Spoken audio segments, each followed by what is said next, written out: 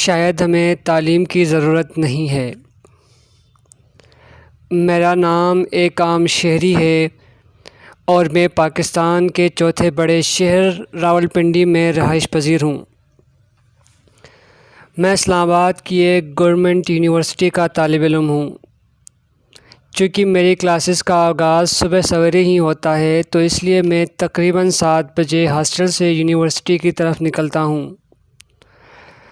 Hostel سے نکل کر گلی کے ایک نوکر کی طرف دیکھتا ہوں تو مجھے ایک دودھ والے کی دکان نظر آتی ہے۔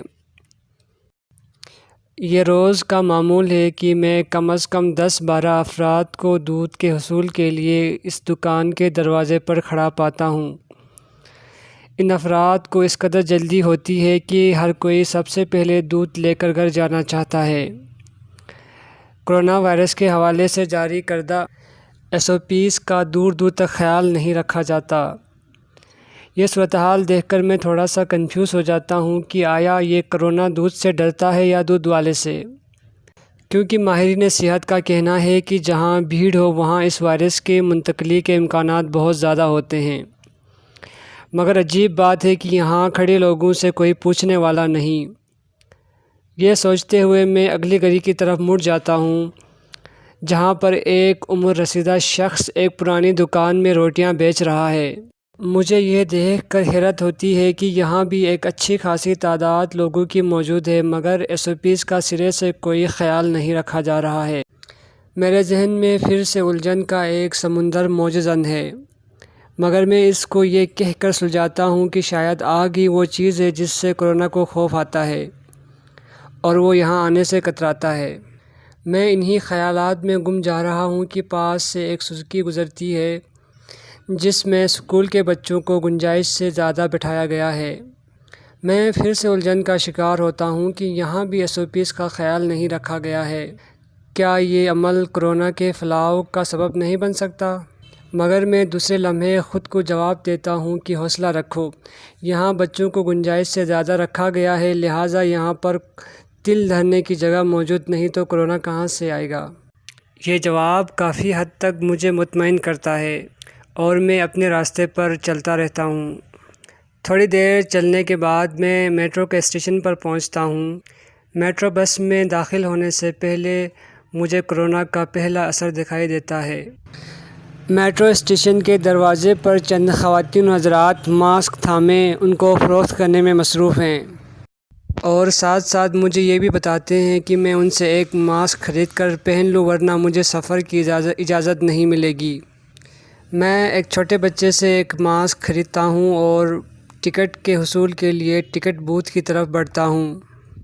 ٹکٹ دینے والے حضرات مکمل طور پر ماسک پہنے ہوئے ہیں اور وہاں موجود عملہ سماجی فاصلے کا خیال بھی رکھ رہا ہے۔ میرے دل میں یہاں ایک مثبت خیال آتا ہے کہ چلو یہاں تو کم از کم SOPs کا خیال رکھا جا رہا ہے۔ جلد ہی میں داخلی مراحل سے گزر کر ایک بس میں داخل ہو جاتا ہوں تو میری امید کا مینارہ ایک دم زمین بوس ہو جاتا ہے۔ بس کے اندر سماجی فاصلہ تو دور کی بات، جسمانی فاصلہ بھی نہیں ہے۔ سفر کرنے والے ایک دوسرے سے اس قدر جڑے ہوئے ہیں جس طرح سے تسبیح کے دانے جڑے ہوئے ہوتے ہیں۔ اس پر ستم ظریفی یہ کہ آدھے سے زیادہ افراد نے منہ کے بجائے ہاتھ کو کرونا سے بچانے کے لیے اپنے ماسک کو اپنے ہاتھوں کے گرد لپٹا ہوا ہے۔ میں انہی خیالات میں گم ہوں کہ ایک صاحب مجھے پیچھے سے دھکیل دیتے ہیں اور میں گرتا بھی نہیں ہوں۔ نہ میں نے کسی چیز کو پکڑا ہوا ہے اور نہ کسی چیز نے مجھے سہارا دیا ہے، بلکہ میرے سامنے ایک شخص اتنا قریب کھڑا ہے کہ گرنے کی جگہ ہی نہیں ہے۔ پھر میں سوچنے لگتا ہوں کہ دوران ٹکٹ جو SOPs کا خیال رکھا جا رہا ہے وہ یہاں کیوں نہیں ہے، لیکن میں جلد خود کو مطمئن کہنے کے لیے کہتا ہوں شاید جو SOPs کا خیال ٹکٹ کے حصول کے دوران رکھا گیا وہ کافی ہے اور کرونا وہیں پر بیٹھ گیا ہے۔ اب یہاں نہ کرونا پہنچا ہے اور نہ SOPs کی ضرورت ہے۔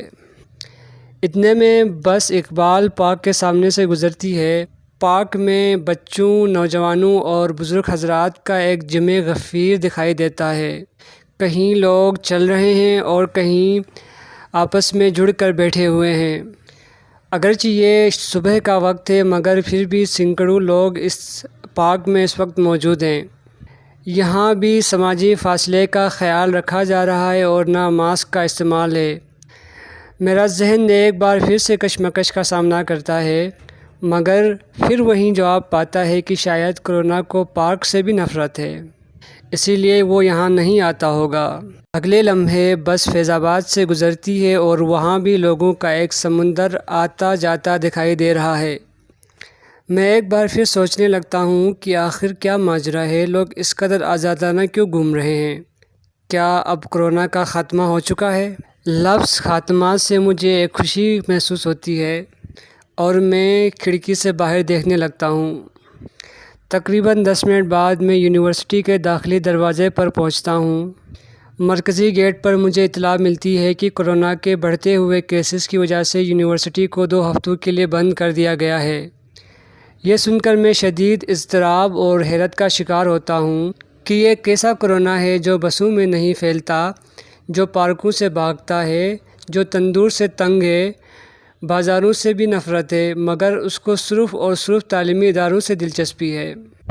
یہ سوچتے ہوئے میں واپسی کے لیے ایک ویگن میں بیٹھ جاتا ہوں جہاں 18 افراد کے سفر کی گنجائش موجود ہے مگر کورونا سے لڑنے کے لیے کنڈکٹر صاحب نے تقریباً 21 افراد کو سوار کیا ہوا ہے۔